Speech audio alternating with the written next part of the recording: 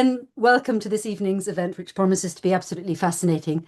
As some of you will know, I'm the founding director of a project that goes by the name of Insiders Stroke Outsiders, which essentially is an attempt not only to pay tribute to, but also to analyse and scrutinise in more detail the complex experiences of those who found sanctuary here from Nazi-dominated Europe and who ultimately contributed so hugely and pervasively and long-lastingly to British culture in every discipline really that you could think of. It's my very great pleasure tonight to introduce Juliet Sicrava, Dr. Juliet Sicrava, who is actually a member of the extraordinary, remarkable Cassirer family. I have to say, Juliet, I don't know if I said this to you before, that it's, that family's long been on my radar. I've been wanting to do a session devoted to them. And when I was introduced to you, I was absolutely delighted that the occasion was obviously ripe for such a session. So I think, sorry, I'm just letting a few more people in as we talk. I'm not going to say very much more, except to say that also, my project, the one I founded, which really seems to go from strength to strength, though I say it myself, a fascinating project on many, many different levels. It is focusing on British cultural scene, but actually, as the Cassirer family saga amply, sort of testifies, it's also a very international story. And, we're not just focusing on Britain, but also on many other countries besides. So let me, without further ado, introduce our speaker today briefly, as she wanted. She holds a DPhil in English and philosophy from Corpus Christi College, Oxford. She's author of a 2010 volume published by Cambridge University Press entitled Schiller to Derrida, Idealism in Aesthetics. And she's worked professionally as a financial journalist and in corporate communications and in issues of sustainability. She's now retired and has, I think, finally time to focus on what I suspect you've been wanting to do for some time, namely to write a book on your family. The other side, the Sicrava side of your family, I think is also very interesting, although it's not going to be your focus for today. But let me just conclude by saying that with Juliet's permission, I can tell you that she is the great-granddaughter of Ernst Cassirer and the granddaughter of Heinz Cassirer. So her credentials, her very personal view of the family is going to be, I think, very, very special. Lovely. So I'm going to absent myself and invite Juliet to start her presentation. Thank you so much. Thank you, Monica. Let's hope that I show the Cassirer ability to master technology and put my glasses on.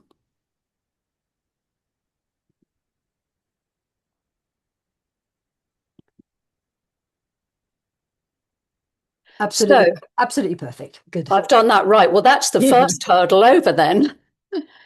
Well, I'm delighted to have this opportunity to talk about the Cassirers, whom I think deserve to be better known in Britain.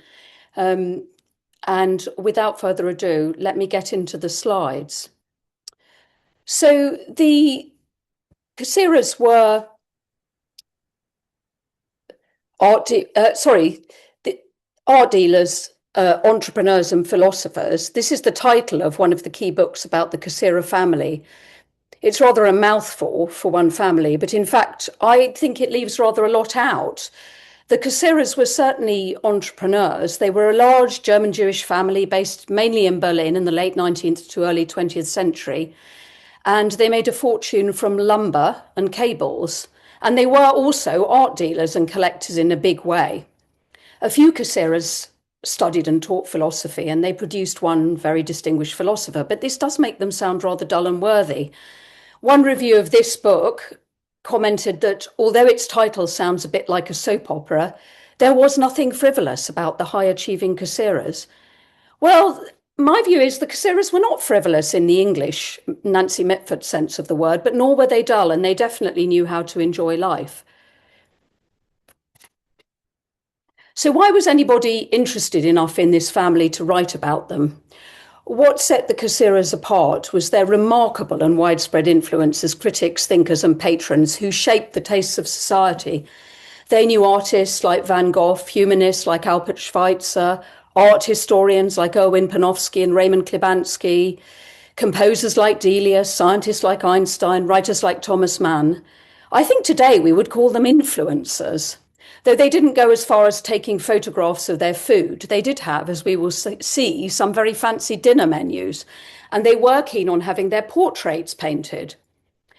They saw themselves above all as a family, or better, a dynasty with its soap opera connotations. They married each other, stuck together, and lent each other money.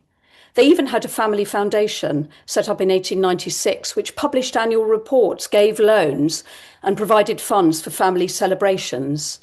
This family feeling helped to establish their reputation and influence, which is still felt in many places today. The art world, above all, is where you still hear the Cassirer name.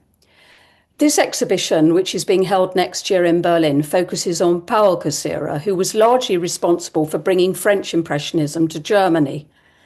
And at one time, incidentally, he owned 10 Van Goghs. These are two of the many books about Ernst Cassirer, the family's big influencer in philosophy. He wasn't quite a celebrity philosopher like Wittgenstein or Sartre, but he did have an international reputation, and his books were prolifically published across Europe and America. His work influenced Susanne Langer, Paul Ricoeur, Michel Foucault, Hannah Arendt, among others, and is still the subject of critiques and analysis. And the Cassirers have also made their mark in business in more recent years. One example is Cass Art, the art supplies business set up in 1984 by Wilfred Cass, originally Cassirer, and sold to his son Mark, who still runs the business today. In the 1930s, Hitler drove the Cassirers to the corners of the world. The émigrés were often from three generations. So, for example, Ernst Cassirer, born 1874, his son Heinz, born 1903, and granddaughter Irene, born 1930, all left Germany in 1933 and came to England. Other key émigrés to England were Bruno Cassirer, the art dealer and publisher, and Richard, the neurologist, the grandfather of Wilfred and Eric Cass. Charlotte Betty Cassirer, one of Ernst's cousins, and her husband Fritz Falk went to Australia and later to New York. Werner, their son, taught at New College, Oxford, at Melbourne University and at the University of North Carolina. And Jim, her grandson, is a physicist and climate change scientist based in Melbourne. Other branches of the family ended up in South Africa and across the US. So ironically, they probably ended up having a much wider influence than they would have done if they'd been able to stay in Germany. I'm now just going to talk briefly about the origins of the family. Oh, whoops, too fast. This portrait of Moses Cassirer, who was born in 1770, belongs to Jim Falk, the Cassirer descendant, who's written an excellent article about this early ancestor. What interested me when I first saw this painting was how quickly the Cassirers transitioned from being observant Jews in the mid-19th century to being more or less entirely secular by the start of the 20th. A family story tells how this picture was painted by stealth, as Jews were not allowed to have their portraits painted. Moses' two sons, Marcus and Siegfried, wanted a portrait of their father very badly. But being a devout Jew, he strenuously refused. So they asked an artist friend to come to their parents' home and sketch their father going about his daily tasks from the next room. The artist had only been sketching a short time when their father looked up, noticed him and said, "Boys, I think he's drawing me." Presumably, he then relented as the painting was finished and is perhaps the first of many Cassirer family portraits. So the family, though firmly in the Jewish cultural tradition, was highly socially adaptable, and this was important to their success and survival. The modern family really begins with Moses' son, Marcus, and his wife, Jeanette.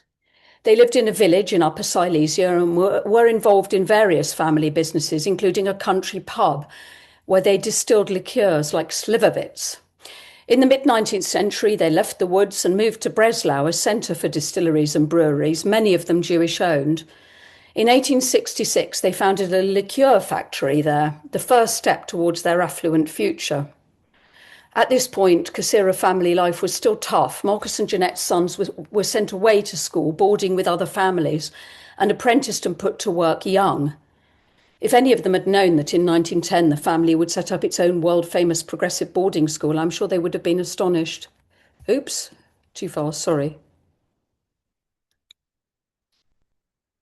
It was Marcus and Jeanette's children who turned the Cassirers into a serious business. When Marcus died, he left his liqueur business to his sons, of whom 5 became successful businessmen. In various combinations, they set up and ran a series of businesses, starting with liqueurs, but increasingly focusing on timber products. Isidor and Julius Cassirer set up Cassirer and Sons in Gorlitz and ran this till the 1870s, while in the 1880s, Julius and Louis set up Gebruder Cassirer Bau- und Holzhandlung, excuse my very bad German accent, a forest products business in Berlin.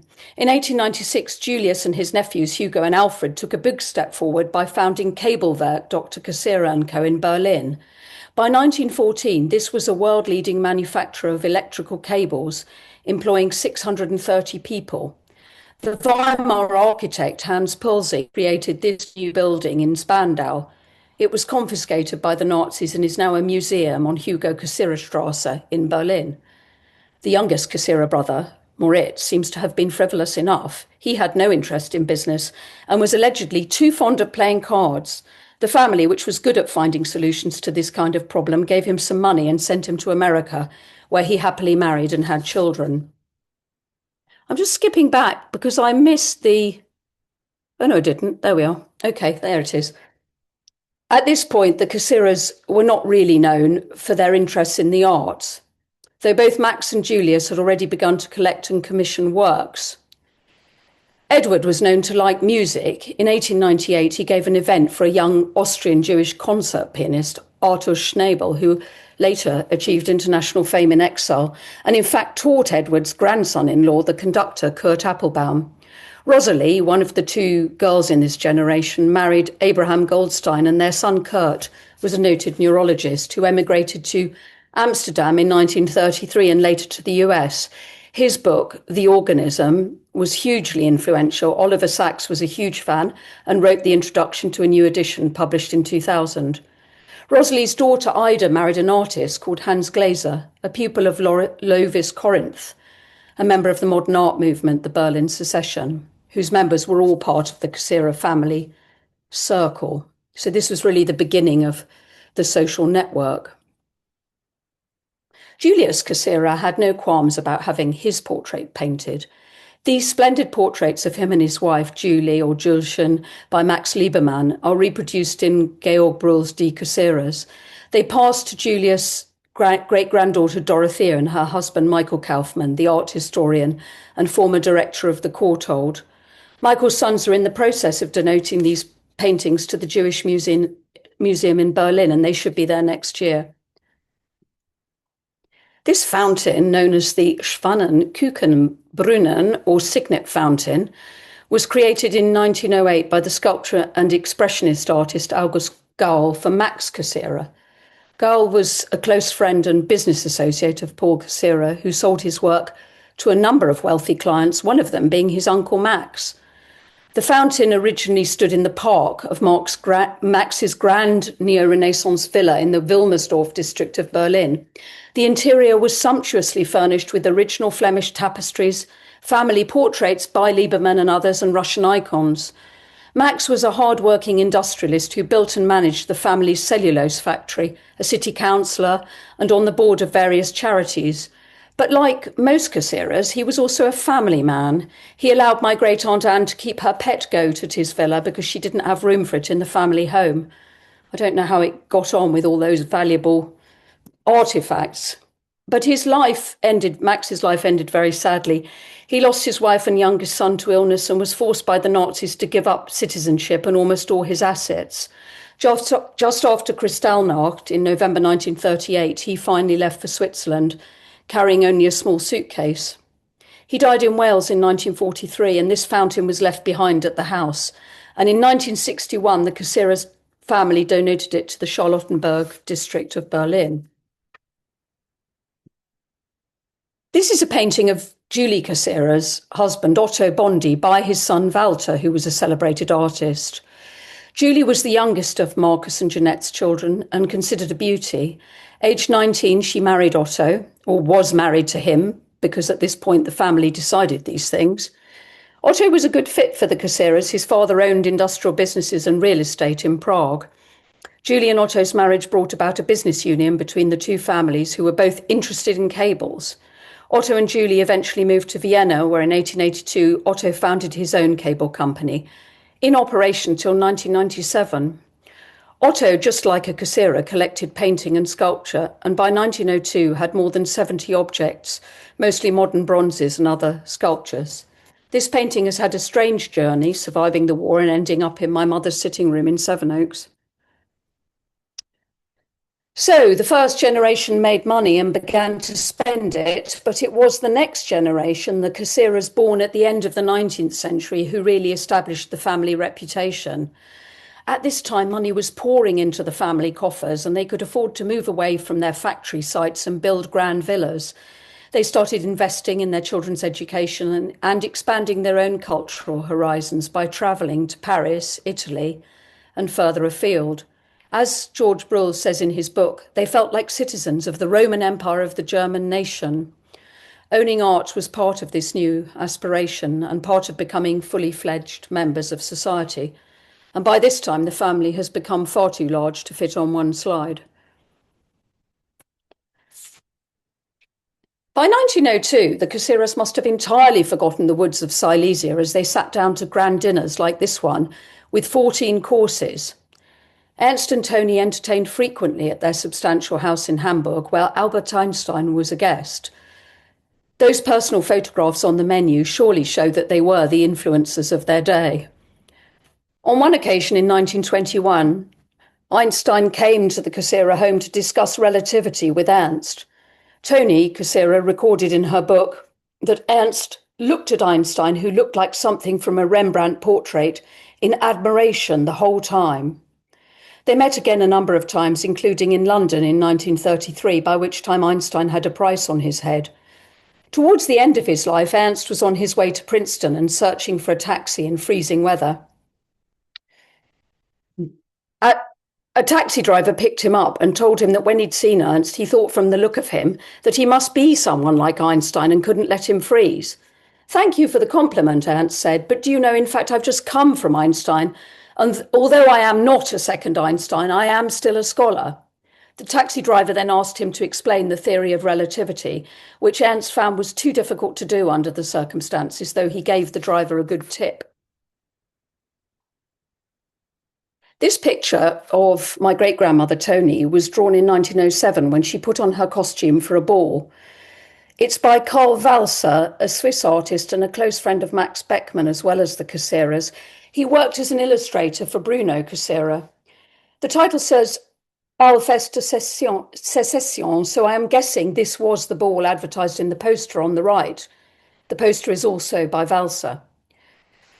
The Cassirers certainly knew how to live. Werner Falk recalled his parents, Charlotte Betty and Fritz Falk, her doctor husband, moving house because Charlotte's father, Isidor Cassirer, thought that their previous house wasn't good enough, pretty luxurious on Kantstrasse, and insisted that they move to better quarters. They went to a 12-room apartment in the elite street in Berlin, number 62 Kurfürstendamm.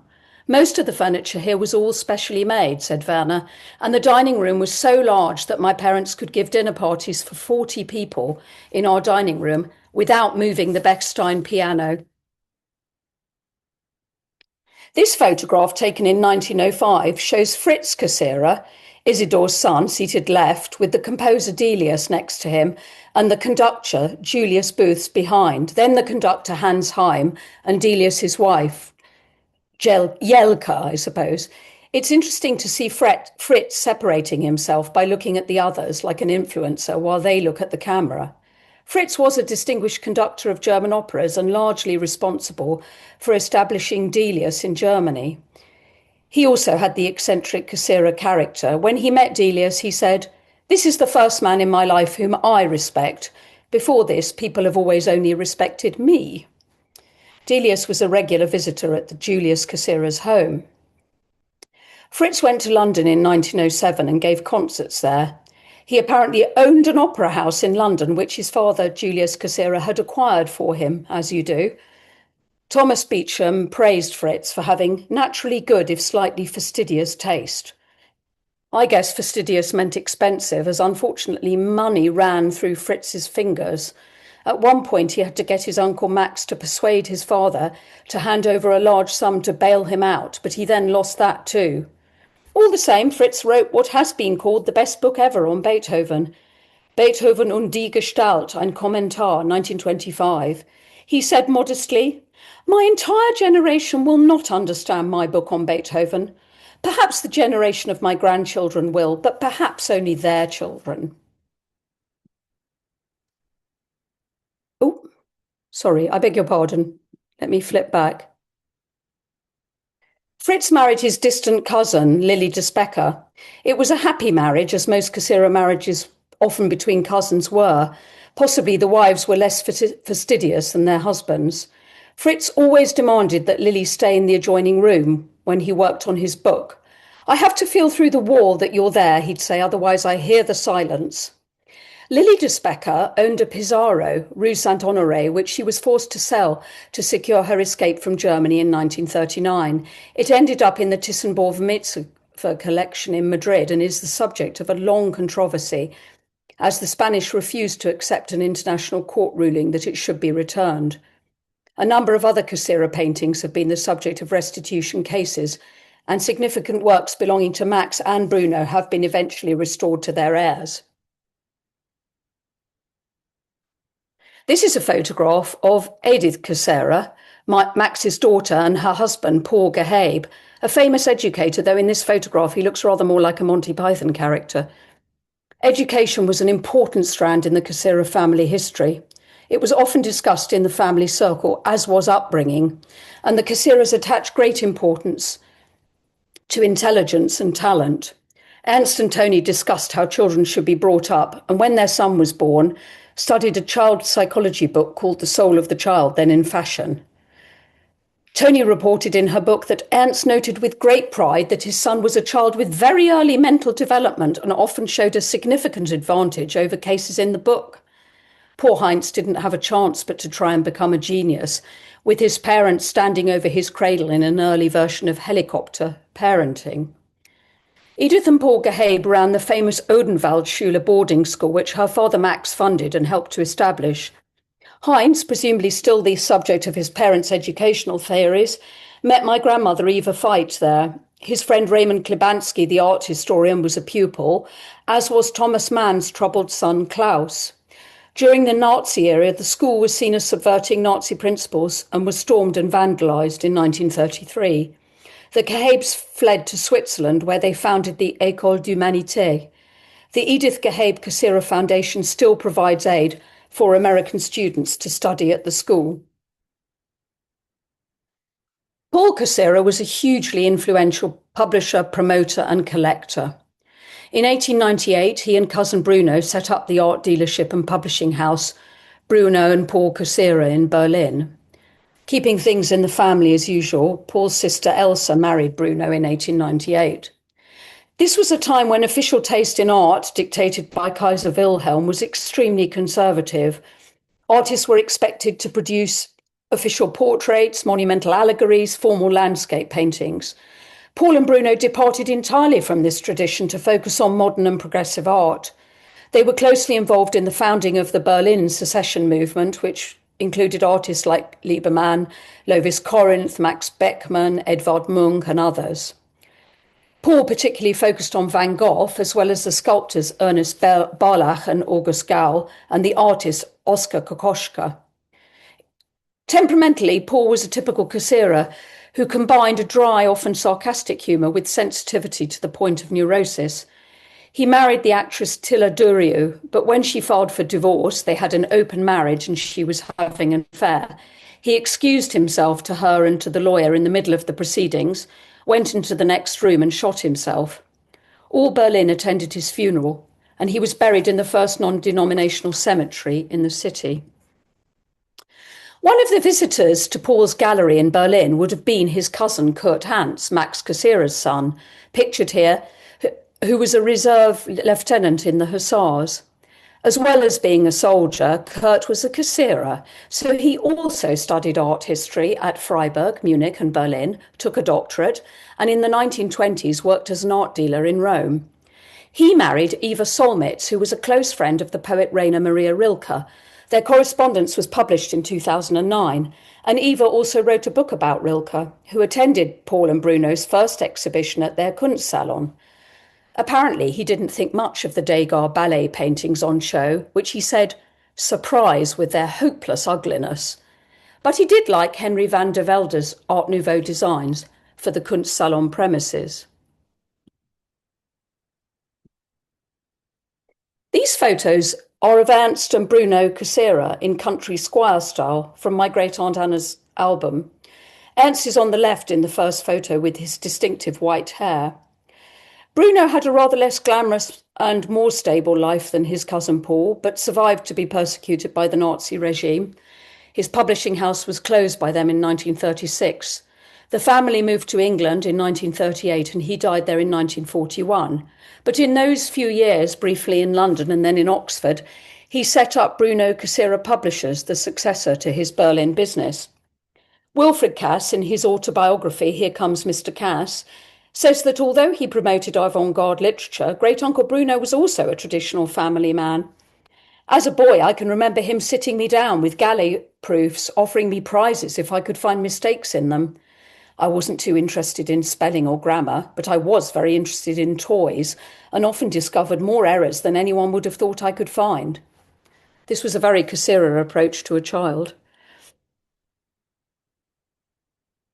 This article, published in The Guardian in 2002, tells how one of Bruno's paintings came to England. Bruno managed to get a large number of his wonderful Impressionist collection out of Nazi Germany. He publicised plans to lend copies to an exhibition in London, but in fact sent the originals and left the copies behind. So it was these that were seized by the Nazis and passed into other collectors' hands. For many years, these collectors had no idea that they owned fakes. It was only when Bruno's daughter Sophie gave a significant bequest to the National Gallery that the originals, including this Cézanne still life, came to light.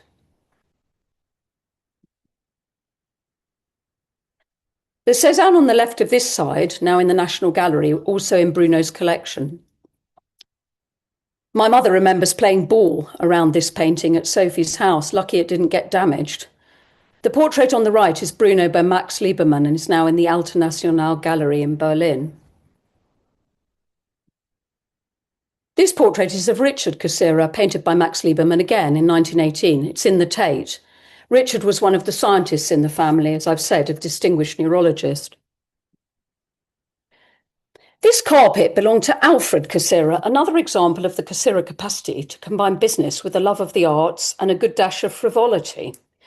He was an engineer and a partner in the family cable factory, but also a major collector who owned works by Renoir, Courbet, Manet, Degas, many others, as well as many valuable objects like this carpet, which he bought in the 1920s. It's now in the Museum für Islamische Kunst, part of the Staedtliche Museum in Berlin. Alfred was quite a character, an active hot air ballooner, co-founder of an air club near Berlin and the winner of a 1908 international balloon race. He was very popular with the ladies, and a family source relates he had many girlfriends, which eventually resulted in his contracting syphilis and dying in 1932, aged 56. But before this, he married and had a daughter, Eva, who was brought up as Christian, escaped the Nazis, and with her mother, helped others to escape. She studied in the States and taught philosophy at St Andrews University in England and was a fellow of the Royal Astronomical Society. This lovely painting, The Blue Pavilion in St Cloud, was painted in 1906 by Tony Cassirer's brother Walter Bondy, who painted the picture of Otto that we've already seen. Walter studied painting at the Academy of Arts in Berlin and eventually gravitated to Paris. He worked as an art dealer and bought, among other paintings, two by Van Gogh, and exhibited his own work at Paul's Gallery.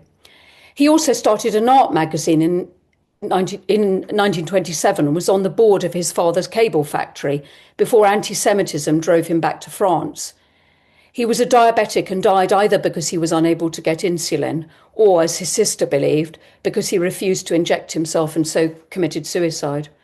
Most of his paintings vanished during the war, but a few survive and occasionally sell at auction. Between 1919 and 1933, Ernst and Tony Cassirer lived here in Blumenstrasse, Hamburg, in the old Jewish quarter. As the plaque says, Ernst produced most of his rich life's work here, including his theory of human culture, the philosophy of symbolic forms. In March 1933, the Cassirers left this street and never returned to Hamburg. They became academic refugees, moving from the University of Oxford to Gothenburg and to Yale, and finally to Columbia University. This is Goethe's garden house in Weimar, which Ernst and Tony visited in the early 1900s. Ernst was a huge Goethe fan and knew most of his work by heart. He wrote a lot about Goethe, and there is a lot written about Goethe's influence on him. Edward, Ernst's father, was a businessman, but also a Cassirer, who, as Tony reports, quoted Goethe, Heine, Lessing and others at every appropriate and inappropriate opportunity. And it was Ernst's cousins, Fritz and Bruno, who gave Ernst a large 135-volume edition of Goethe's works as a wedding present. Not all wives would be delighted with this gift, but luckily Tony worshipped her husband. She was obliged in any case to listen to a lot of Goethe. I'm sure that Ernst's philosophy was shaped by his home life among the Cassirers. It's interesting to compare him with Martin Heidegger, his intellectual rival, and an anti-Semite who became a National Socialist. Heidegger came from a devoutly Catholic lower-middle-class family. His father was the sexton of the village church. Heidegger saw humans as the prisoners of history and society, while Ernst, a staunch defender of the Weimar Constitution, fundamentally believed in the freedom of the individual and in universal values. Perhaps if someone had given Heidegger a 135-volume of Goethe as a wedding present, things might have turned out differently.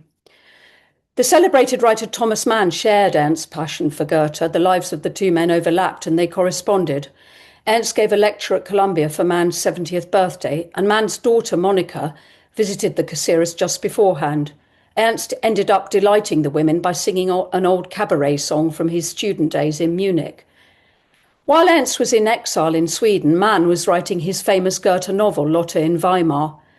Ernst sent a copy to his daughter Anne in New York, hoping it would be published there, and also sent his own writings to Mann, who wrote back expressing his admiration, in particular for Ernst's essay on Goethe's Pandora. The picture on the left shows Ernst with his famously high forehead and splendid white hair in his official rector's robes.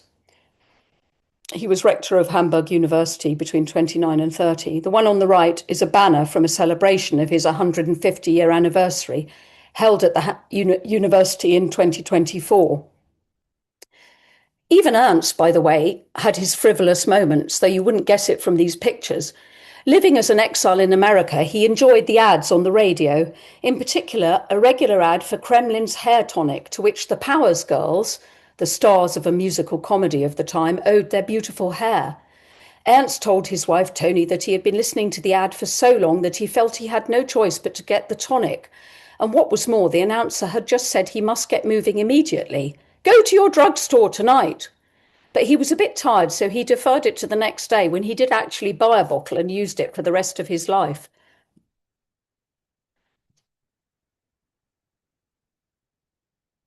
One can't talk about Ernst Cassirer and Hamburg without mentioning the Warburg Library. This photograph comes from an article in the New Yorker that describes it as the world's weirdest library.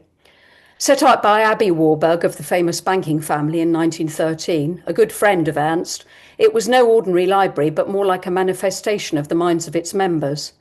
The books were not catalogued conventionally, but put next to each other to highlight common themes, and readers could browse freely and put books back where they thought they would fit. The library was the hub for a group of like-minded intellectuals, including Ernst Cassirer, and then its director, Fritz Saxel, the philosophers and art historians Erwin Panofsky, Raymond Klibanksy and Gertrude Bing. With many of its largely Jewish circle, the library fled to London in 1933 to escape destruction at the hands of the Nazis. In exile, Ernst and Tony originally went to Oxford, then Gothenburg, but when Hitler looked ready to invade Sweden, they fled to America, where Ernst was first a visiting professor at Yale and later taught at Columbia University in New York. Here he was part of an intellectual network of mainly German Jewish émigrés, including philosophers Leo Strauss, Hannah Arendt, Albert Einstein, of course, or the art historian Meir Shapiro. Roman Jakobson, the Jewish-Russian linguist, was on the same boat out of Sweden as Ernst. They spent many hours of the voyage discussing linguistics. It was a hairy journey, though. They narrowly escaped being arrested by Nazi officers who boarded the ship on the first day of the voyage and then just avoided being blown up by a minefield. The captain died of a heart attack not long after, and the ship was in fact blown up on its return voyage to Sweden. At the end of his life, Ernst wrote the posthumously published The Myth of the State, which was widely read at the time and influenced later writers. It was a response to the terrible events in Germany, which warned of the danger of political and patriotic myths like the fatherland. Ernst died in 1945, dropping dead after a chess match with a student. He was very keen on chess and back in Berlin had played chess with Edward Lasker, another German Jewish emigre to whom he was related by marriage. I'm now going to divert slightly to talk very briefly about the Veits, the family of Heinz Cassirer's wife, Eva. This is because they were a very similar family to the Cassirers, if on a smaller scale, and in Frankfurt. Oh, whoops, too fast. The painting on the left shows Eva Cassirer, born Veit, and her sister Beata as girls. It was painted by Ugi Battenberg, the Frankfurt artist whose self-portrait, this is from 1944, is on the right. You can see his work in the Städel Museum in Frankfurt. Like the Cassirers, the Veits moved in artistic circles and collected things. Hermann Veit, their father, was a numismatist or coin dealer, and their mother, a renowned beauty, was an artist. Eva's sister, Beata, was a designer who worked with Mies van der Rohe's partner, Lily Reich. She married a successful Bauhaus architect, Ferdinand Kramer, though they later divorced and Beata went alone to New York in the 1930s, where she established herself as a designer. She came back to Europe in the 50s and had plenty of stories to tell about her sister's family, the Cassirers, not all of them suitable for repetition. This postcard shows the Veits and their maid with the great German artist Max Beckmann and Ugi Battenberg at home. It was sketched by Beckmann himself and sent by Felicia to Hermann Veit when, like many Jews, he served in the army in World War I. This photograph must have been taken at the same time. Like the Cassirers, the Veits were keen photographers. Eva Cassirer is at the back on the left, and Ugi is the one making a silly face. He had many Jewish friends, and his career suffered under the Nazis. He was accused of fraternizing with Jewish artists, one of them probably Felicia. Felicia's sister, Margareta, was also an artist. Her silk batik scarves were shown at the famous Sonderbund exhibition in Cologne in 1912. She married Edward Fuchs, a remarkable collector in the same circle as the Cassirers. Fuchs tried to organise resistance to Hitler, bringing 50 intellectuals, academics and artists together at his Mies van der Rohe villa in 1933. But this failed, and the villa and collection were taken by the Nazis as the Fuchs fled. Oh, sorry. The third generation of Cassirers are those who were exiled as young people, my grandparents' generation. This lovely painting is Bruno Cassirer's daughter Sophie, aged 4, the work of Lovis Corinth, another one of the Berlin secession artists. It's now in the Philadelphia Museum of Art, which bought it in 1975. Sophie and her sister Agnes inherited Bruno's collection, the most important collection of Impressionist paintings taken to Britain by a Jewish refugee from Nazi Germany. And as I've mentioned, in 1979, she and her husband gave a bequest of these paintings to the National Gallery. These pictures are of a young Sophie and Agnes with their husbands. Agnes's husband, Gunther Hell, who changed his name to George Hill, helped Bruno Cassirer to set up Cassirer Publishing, which they ran together, and which after Bruno's death, George managed until he retired in 1990. Cassirer Publishing is not very well remembered now, but at the time was influential. As the Oxford Jewish Heritage Committee says on its website, continental publishers like Bruno Cassirer Publishers from Berlin or Phaidon from Vienna changed the face of British publishing.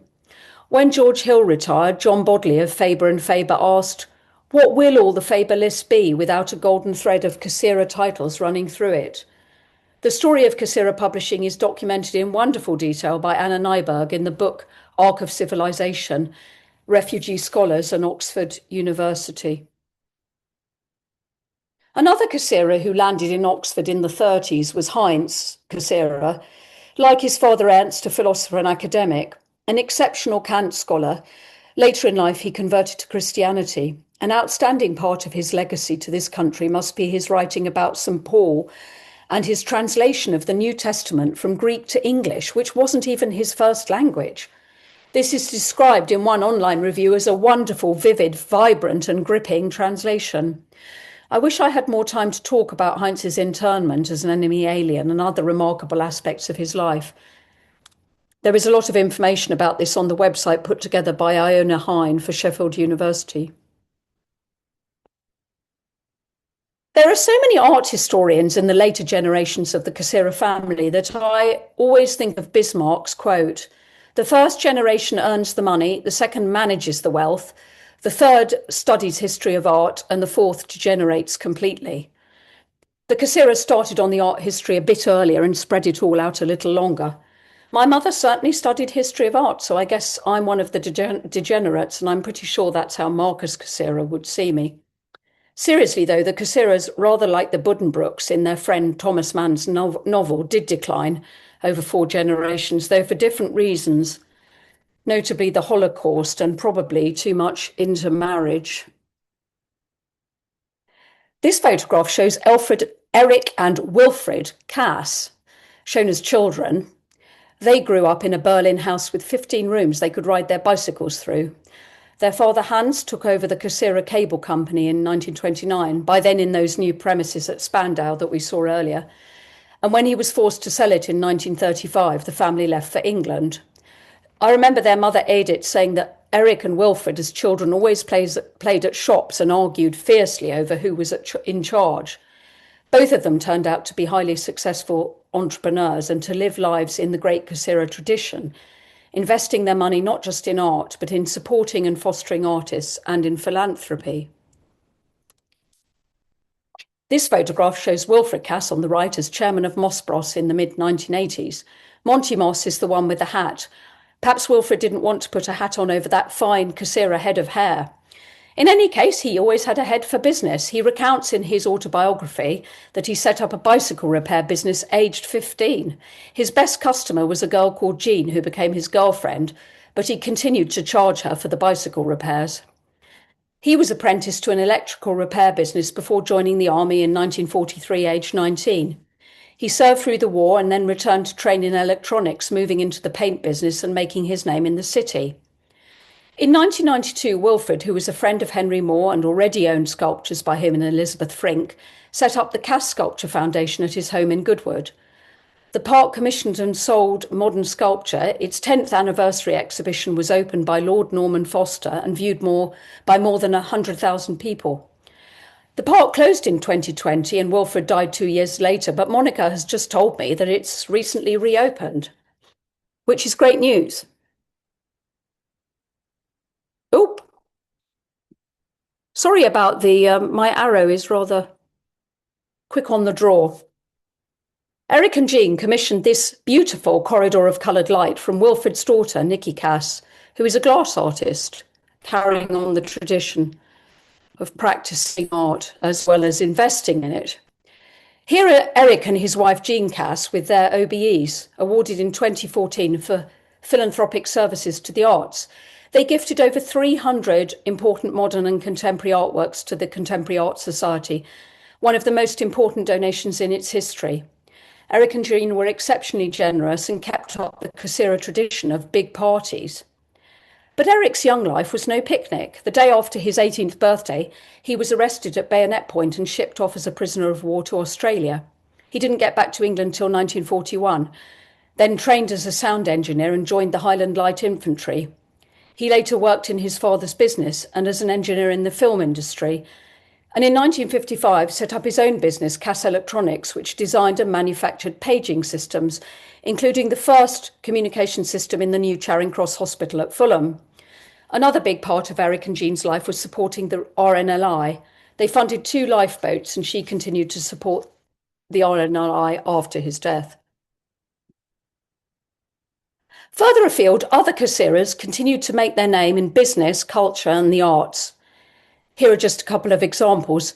Henry Reinhard Cassirer attended the Odenwaldschule and then the London School of Economics. A broadcaster and director of UNESCO, he was the first TV news editor in the States. According to his obituary, he owed his lifelong zeal for education and democracy to the Odenwaldschule. And he wrote an interesting book in French, translated as A Citizen of the 20th Century, Witness of an Age. Reinhold Cassirer is on the right.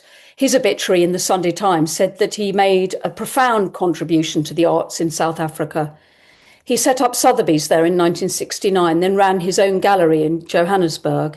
He identified, nurtured and exhibited some of South Africa's best artists long before they became famous.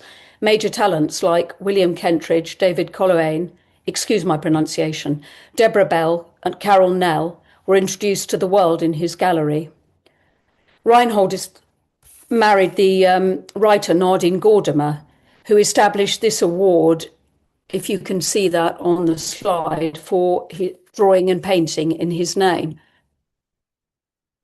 There were, and to some extent are, Cassirers scattered about the world's universities working in arts, languages and science, and here are some examples from different generations. So to finish up, the Cassirers were entrepreneurs, art dealers and philosophers, but they were particularly influencers, people who were interested in the new and were prepared and able to take risks, whether they were introducing Van Gogh or Delius to new customers, or starting a new electronics businesses or setting up a sculpture park. They exchanged ideas with a wide circle and often persuaded other people to see things their way. Obviously, it helped when they inherited money or business interests, but just as important, I think, was the self-confidence that comes from belonging to a strong dynasty. I don't think they make families like that anymore. There was, of course, a dark side to this family legacy: depression, mental illness and suicide, which I've only touched on. People who didn't really survive or prosper even before the Holocaust. But I think that was a thread and not the family as a whole. This talk has really only scratched the surface, but I hope has given some idea of the Cassirers' achievements and influence, both in Germany and as emigres across the world. Thank you so very much, Juliet. That was wonderfully informative and wonderfully entertaining. You've obviously inherited that dry, possibly sarcastic sense of humor that you described as a family trait. So thank you so very much indeed. You've stopped sharing. Let me now change the view and I will perhaps hide. Let me just go to the gallery. Oh, sorry, did I stop too soon? No, that's absolutely fine. Let me just make sure that you are indeed, I think you're still spotlighted, and perhaps I can also spotlight myself. And Anna, I don't know whether Anna Nyberg, who was kindly mentioned by Juliet, Anna, I don't know if you would like to join us. No pressure at all. May I spotlight you? Yes, I can. If I can find you, question in the feed for you. Yes, indeed, not so simple. Hold on, there's Anna. Okay, lovely. Let's go to that. Right, add spotlight. Here we go. Lovely. Okay, where to start? I mean, oh my goodness, I always knew you were a remarkable bunch, but you know, just extraordinary, just extraordinary. I've noticed that there's several comments and questions coming in, so I think maybe let's start, given the time as well, let's start with other people's comments. Just let me scroll through them quickly. I'm terrified that people are going to ask me something I don't know or find a mistake. No, well, so that's also fine. The nice ones. That's fine. Let's start perhaps with Anna actually giving credit where credit's due to somebody. And I don't know if you want to just sort of say what you've written about your connections with Bruno Cassirer and Rahel, who's been working on him. Oh, yes, because you kindly credited me. I should have mentioned Rahel as well. Yes, because, you know, everything that I've written is really from Rahel Falchenfeld. And it's interesting that a Falchenfeld, I think it was probably Rahel's father-in-law, was the publisher's reader back in Berlin. So she sort of married into the, you know, there's a family connection there as well. But she did an enormous biographical work of the Cassirers in Berlin. And then somebody apparently at the launch said, yeah, but what about Bruno? So then she then embarked on this huge project. So I was this sort of English editor, and I translated all the German essays into. You made it accessible. Yeah, well, yes, it's accessible in German and English. But it, again, if anybody is interested, it's a great book because it covers the artists that they worked with and the illustrators and photographers and everything. It's a very, very lovely book. I recommend it. Thanks, Anna. I think there's some quite specific comments here. Some from Susan Cran.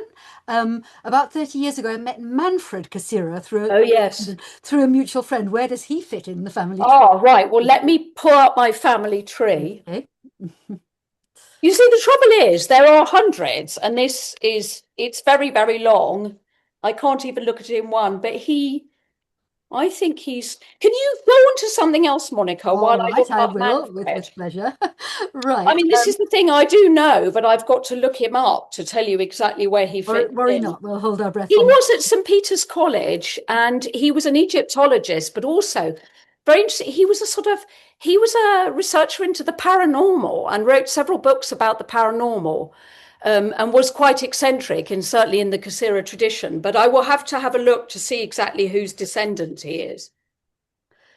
All right. In the meantime, a message from Tom Lester. We always regret our grandparents, the family name was Zollner, didn't act on advice from Paul Cassirer to buy Picasso and Van Gogh paintings. A relative married a Cassirer in South Africa. I must confess, I wasn't aware of the South African connection. That's extremely interesting.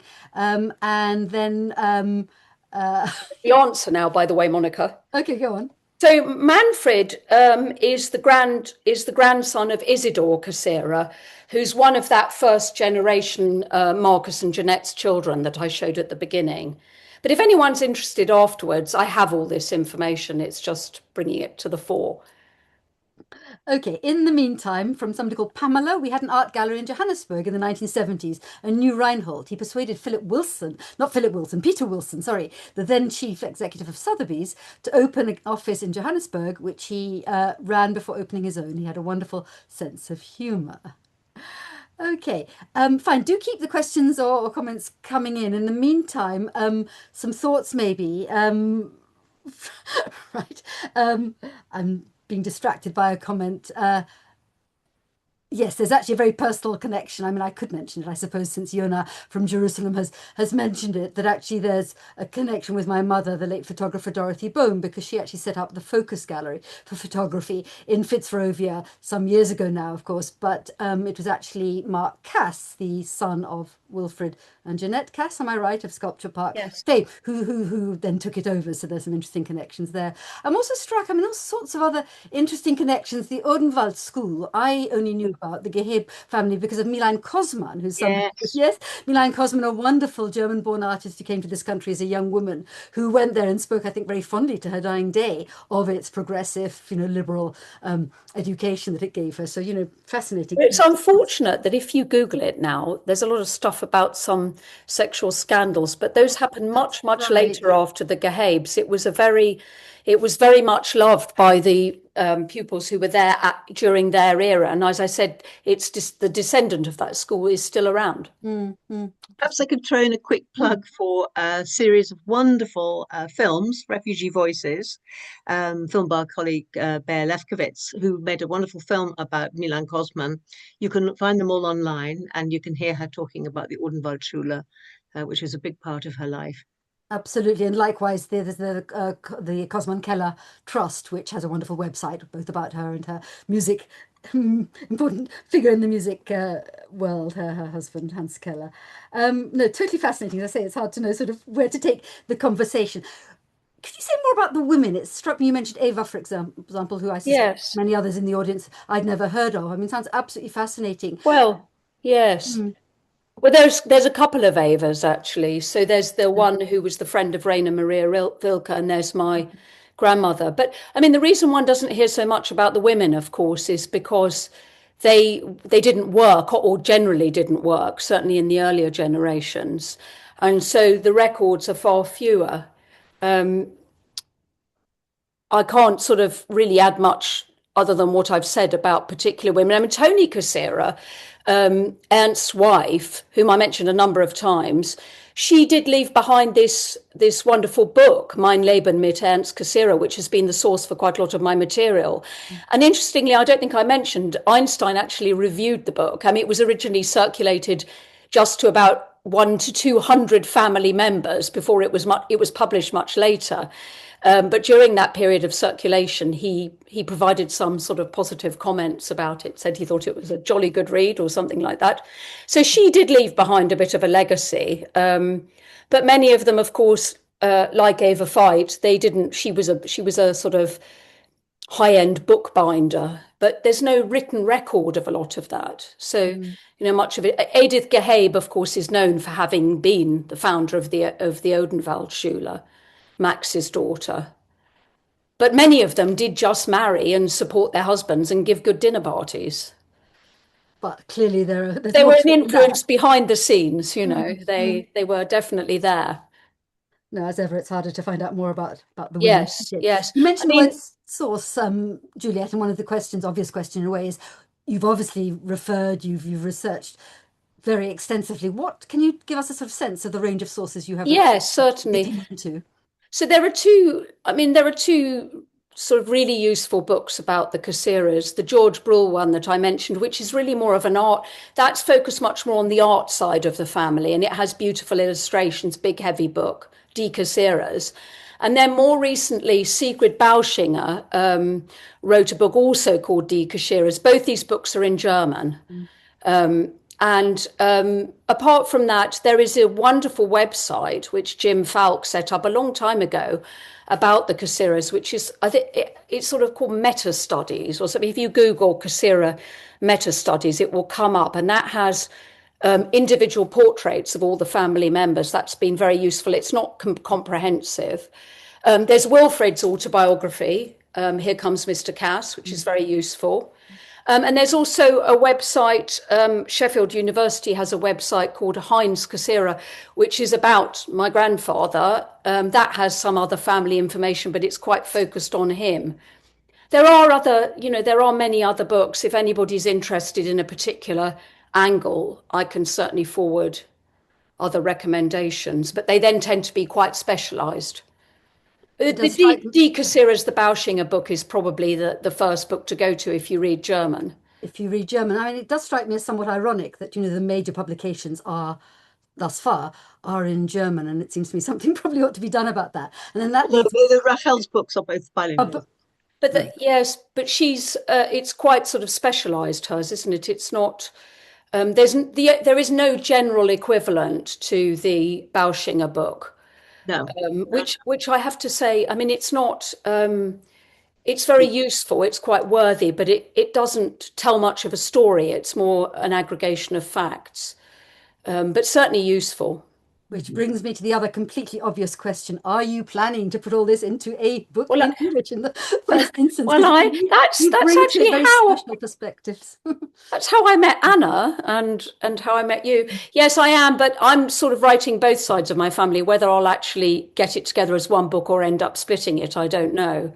So I have a very different story on the Czech side, but I think very much you'll give us a presentation on the Czech side when you've got that far. Yes, well, thank you. Well, that's very kind. I mean, it's quite interesting to see the differences because, of course, they were both Austria-Hungary, and German was widely spoken in Czechoslovakia. So in many ways, there was much more overlap than you would expect. And in fact, my mother always says, when my great-grandmother, when Toni Cassirer met Dr. Lev Sikrava, who was a politician and a good friend of Beneš, the president, when my parents were married, they knew some of the same people in Vienna because all these people moved in the same circles. And in fact, the Frankfurt Circle philosophers, they had a good gossip about those and how one of them apparently had a squint from trying to look at two girls at one time. This was a famous story that they both knew.